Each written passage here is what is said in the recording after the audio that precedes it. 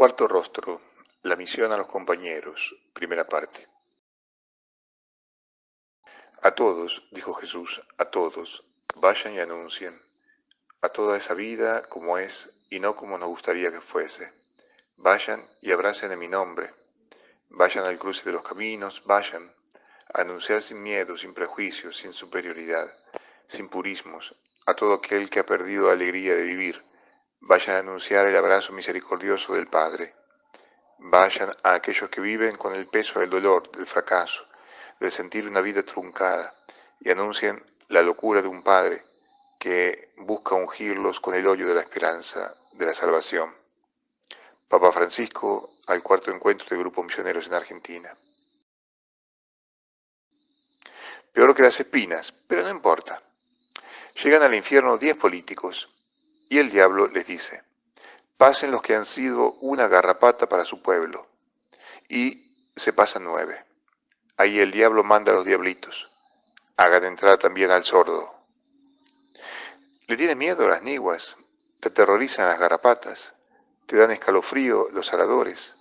Son 3 tipos de insectos que te pueden agarrar y hacer de tus pies para ti una tortura única y para ellos un óptimo banquete. Si recuerdas, en el último artículo hablábamos de alguien a quien no le importó ir descalzo, Padre Wilson Hoche, el misionero de la Consolata, en Navasanuca. Y en el mes de febrero hablamos de otros a quienes tampoco les importó un comino esa tortura y llegaron descalzos. Si no los escuchaste o leíste, vale la pena, búscalos. Hoy hablaremos de 12 franciscanos que llegaban a la antigua Tenochtitlán. Llegaron descalzos y los demás lo notaron inmediatamente y se dijeron: se parecen a nosotros por estar descalzos. Maravillados exclamaron: moto linea, expresión que se refería a los que llegaban y que quería decir pobre y humilde. Meses antes habían pasado por ahí los conquistadores con Hernán Cortés a la cabeza, pero los 12 no eran conquistadores, querían ser sencillamente compañeros, y lo fueron. Jugaban con los niños, pero siempre teniendo un papel en la mano para escribir las palabras que escuchaban y descifrar el verdadero significado de las mismas. Terminaban en la cocina. Pero no me salgas con que esas historias viejas, porque en una ocasión estuve visitando un pueblo en Asia donde todos eran iguales y muy compañeros. Nada difícil entre la propia gente.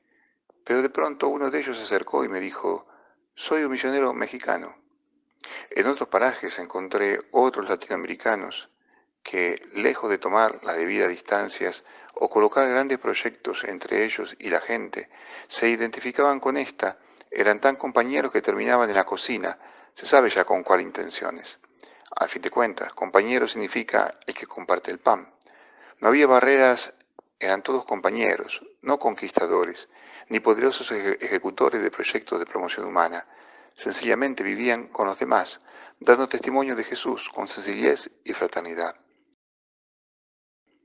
Una cosa es ir a los otros como un profesor va a sus alumnos, o un colonizador hacia los colonizados, y otra muy diferente es asociarse como compañero a la par, que se aceptan como son, y unen fuerzas para vivir y lograr los objetivos de la misión universal.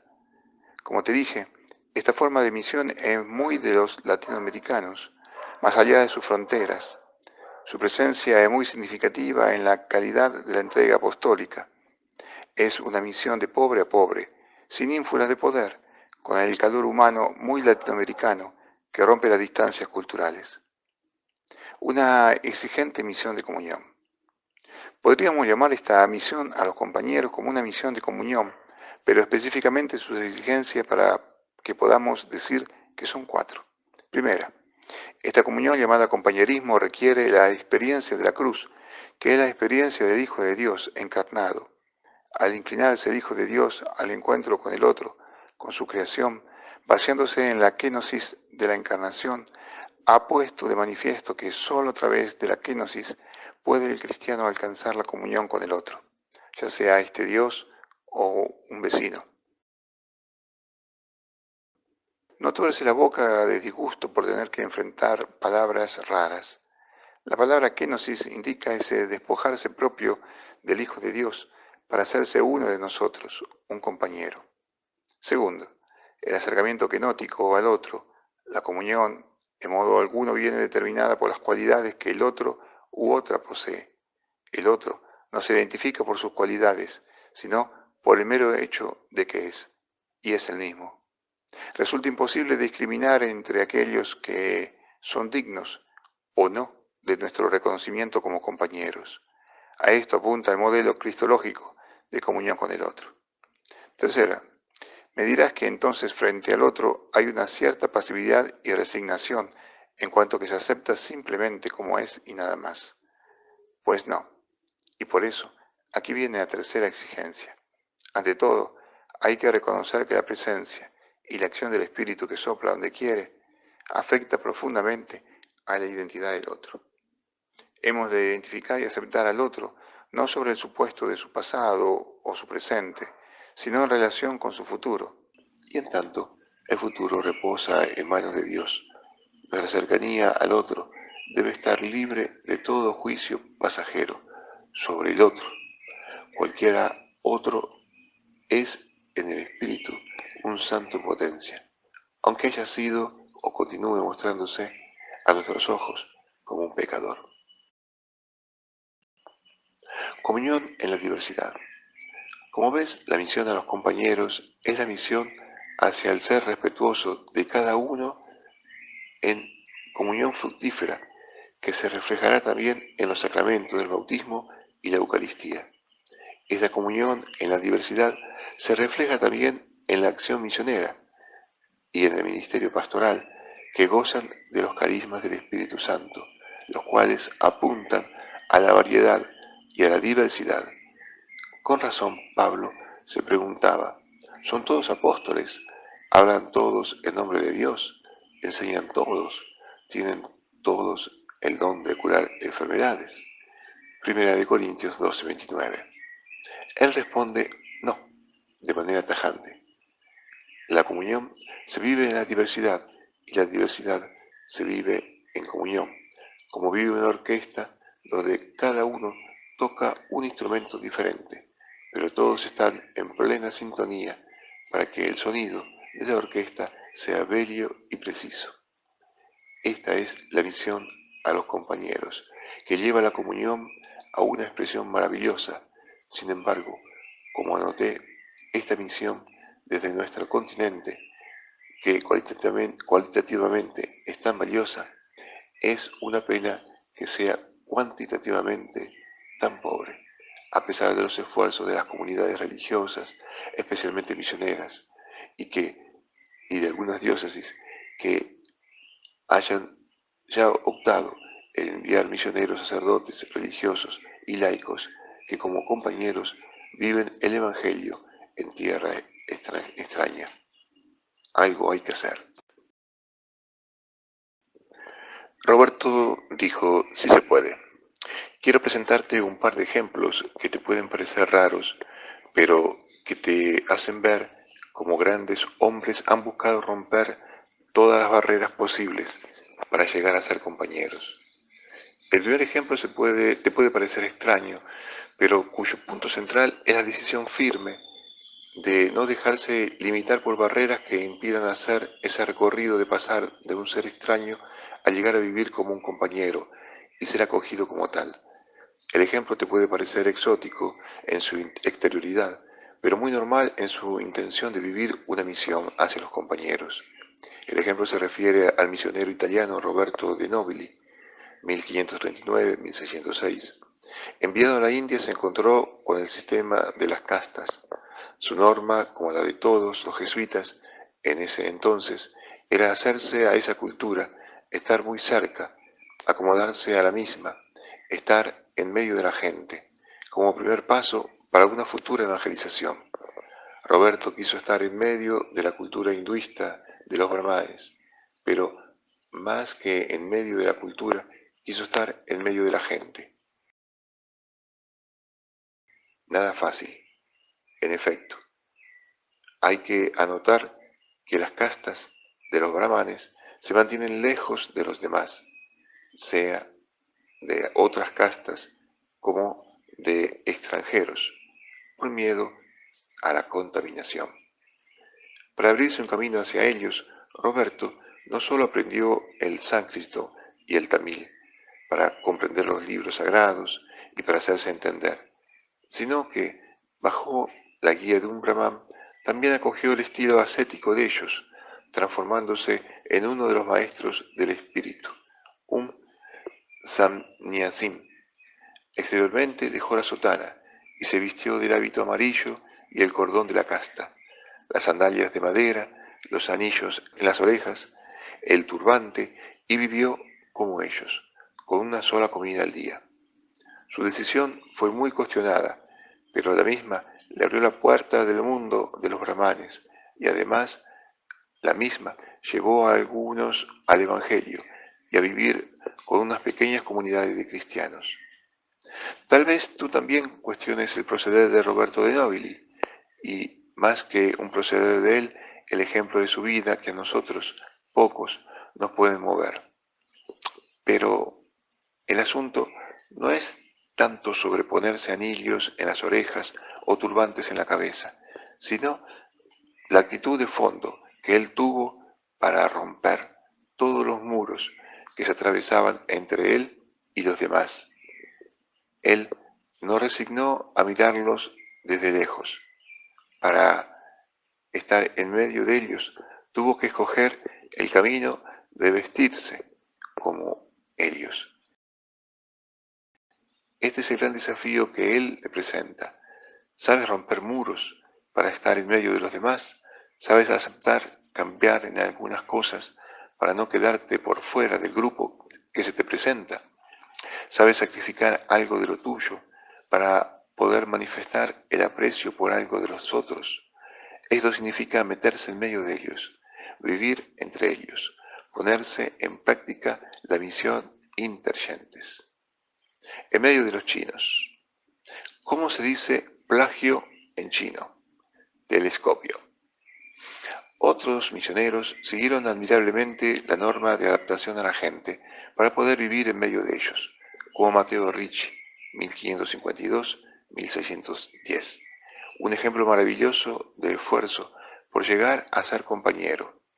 De él se decía, cuando el siglo XVI se acercaban a su fin y la augusta dinastía china de los Ming había recorrido más de las 2/3 partes de su curso, llegó a China uno de los más extraordinarios hombres de su época. Su nombre fue Matteo Ricci, un sacerdote jesuita. De todos los europeos que se dieron a la tarea de entender al hombre chino y su civilización, él fue el de mayor talento, el más importante. Entre todos los de Occidente que habitaron en China, él fue el único a quien los chinos, sin reserva alguna, le brindaron respeto como a un gran estudioso de su propia lengua y su cultura. Quiso Matteo Ricci ser un compañero y vivir la misión intergentes con este intercambio de riquezas entre ellos y él. Intergentes, es decir, en medio de la gente.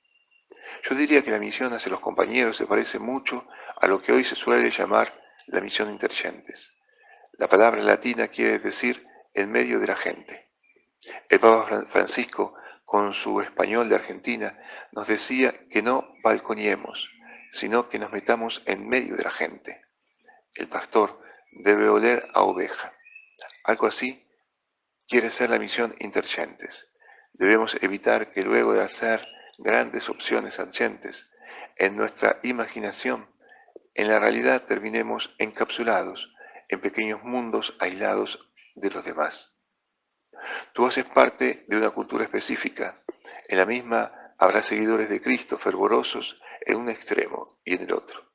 Personas que no creen en Él e intergentes quiere indicar cómo penetrar como compañeros de la misma cultura a otros contextos que no siguen a Jesucristo para poder dar un testimonio sencillo, pero claro, de nuestro ser discípulos de Jesús en modo fraternal, en atmósfera de paz y de sumo respeto. Pero esto lo seguimos el mes que viene. Será hasta la próxima. Rezo por ti, reza por mí. Cualquier consulta ya sabes.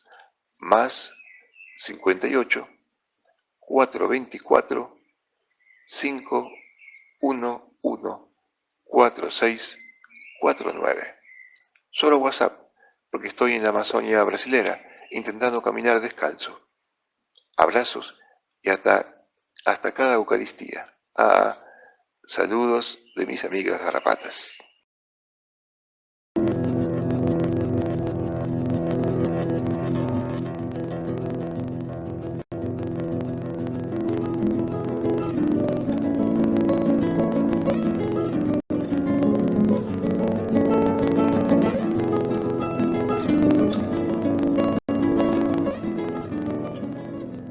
La población aproximada de ese último censo para los indios guaraos le da alrededor de 69.000 indígenas. Eso quiere decir que dentro de la escala están en el cuarto lugar de las etnias indígenas con mayor cantidad de población.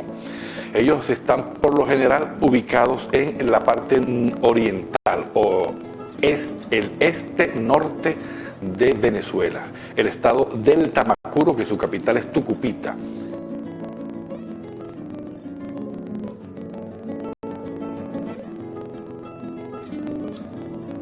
Pero bueno, su centro de hábitat ciertamente es Tucupita. Entonces, y todos los caños de Tucupita, del delta Macuro, donde desemboca el río Caroní, el río Orinoco, ahí van a encontrar poblaciones pequeñas de los indios guaraos. Ellos se han ido distribuyendo al lado del estado Monagas, en el estado Sucre, en el estado Bolívar, sobre todo el estado Bolívar, y bueno, ellos siempre inclusive han estado en Caracas un tiempo, en Valencia, porque ciertamente es una condición de ellos el ser nómadas, ellos se van moviendo.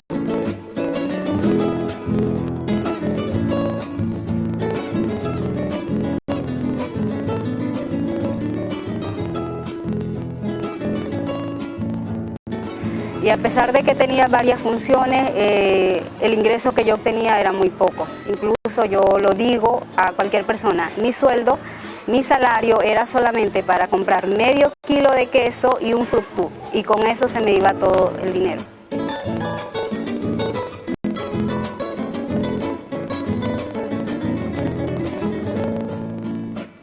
El resto de los días pues pasábamos mucho tiempo buscando comida, pidiendo comida. E incluso yo estaba muy desnutrida. Mi hija lloraba mucho de hambre. Jamás pensé salir.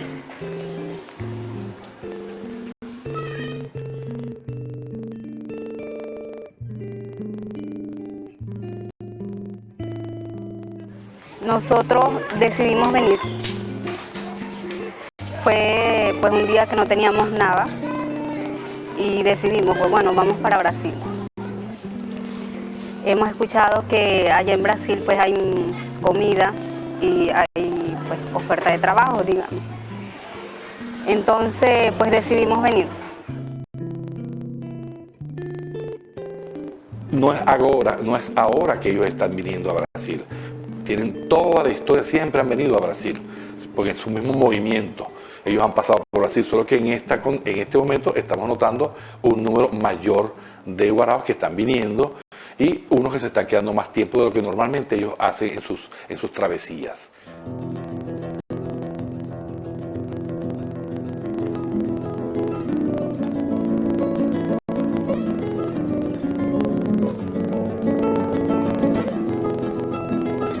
Planificamos un día, empezamos a vender todas nuestras cosas que se podían vender, por ejemplo, canaimas, ropa, plancha de ropa y otras cositas más que recogimos dinero pues, para nuestro pasaje. Llegó el día y por supuesto ese día salimos con muchas esperanzas. Llegamos al lugar y allí estaba pues un grupo de muchachos que nosotros venimos, creo que fue 11 personas, ¿no? Y llegamos para acá. Decidimos viajar como un grupo.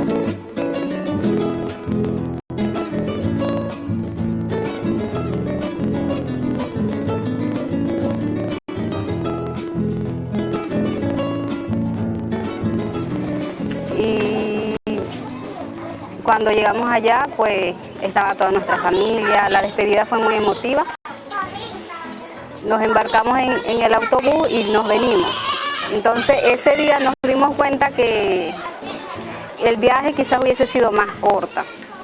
Sin embargo, no fue así porque en cada parada había muchos militares y en cada parada pues nos bajábamos todo el equipaje y entonces teníamos mucho equipaje, pesaba mucho, lo arrastrábamos, nos ayudábamos hasta que, bueno.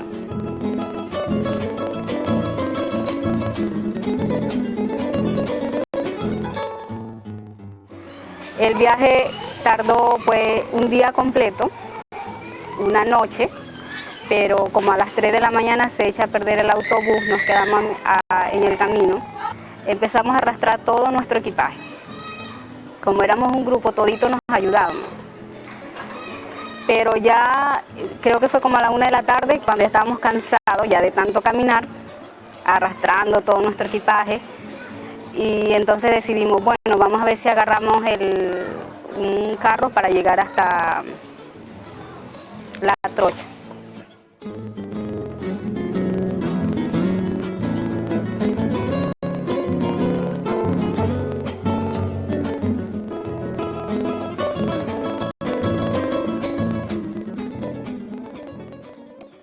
Mira, sin ánimos de hablar mal, los pemones son a veces como, este es nuestro territorio, ¿no? Celosos, yo diría un poco celosos con su territorio. Lo que supe es que cuando llegaron los guaraos, a los pemones no les gustó mucho que ellos se quedaran allí. Y buscaron la forma de hacerles saber eso, ¿no? Que no podían quedarse ahí, que esas tierras eran de ellos y que tenían que seguir, que tenían que irse. De hecho, algún conflicto ha habido en un grupo, hubo un grupo que se quedó cerca de una comunidad por el terminal, esa comunidad se llama Guará el Terminal, y ahí hubo un conflicto y pues les dejaron quedarse por un tiempo limitado. Tenían que irse.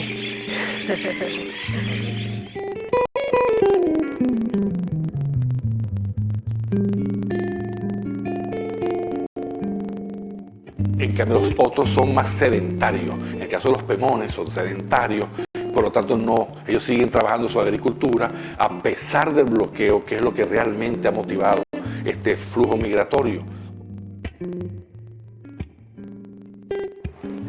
Y aparece una señora y nos pregunta, ¿ustedes son indígenas? Y nosotros, sí, somos indígenas.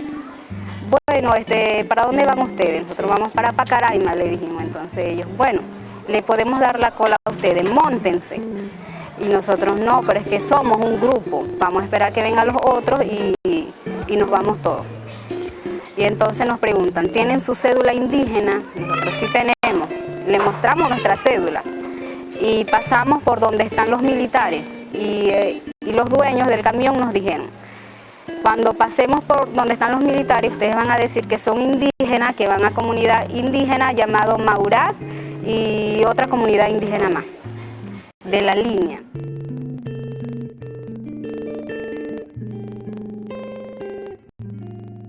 Mira, van cambiando, ¿no? Porque al inicio ellos decían, nosotros regresamos cuando mejore la situación en Venezuela. Lo que pasa es que la situación en Venezuela ha tardado en mejorar. Los que quedan en el Tamacuro dicen, hay comunidades que están quedando sin gente, que están quedando vacías. Y hay un tipo corredor, porque claro, el Guarao es gente de agua. Y aquí en Pacaraima no tienen agua, en Manaus ya tienen agua. Pero no sé si viven en lugares, porque ellos acostumbran a vivir a la orilla del río. Entonces, yo creo que fue natural el irse a esos lugares donde ya hay agua. En Belén de Pará ya es un lugar de mucha agua, ¿no? Y en unas comunidades más adelante que ellos están. Entonces yo creo que ellos van buscando dónde mejor estar, según su cultura. Pasamos 2 días sacando los documentos en la Policía Federal, en la línea. Esos 2 días fueron muy difíciles porque comíamos una sola vez. Los vasitos que dan al mediodía era lo que nosotros comíamos. Y en la noche nos aceptaron en el refugio de Pacaraima, donde aceptan a los venezolanos que están sacando los documentos. Y la primera noche nos dieron una comida muy grande. Era caraota, ensalada, pollo y arroz. Cuando vimos la comida nosotros, bueno, vamos a comer, por fin vamos a comer. Pero pues nos dimos cuenta que no pudimos comer al final.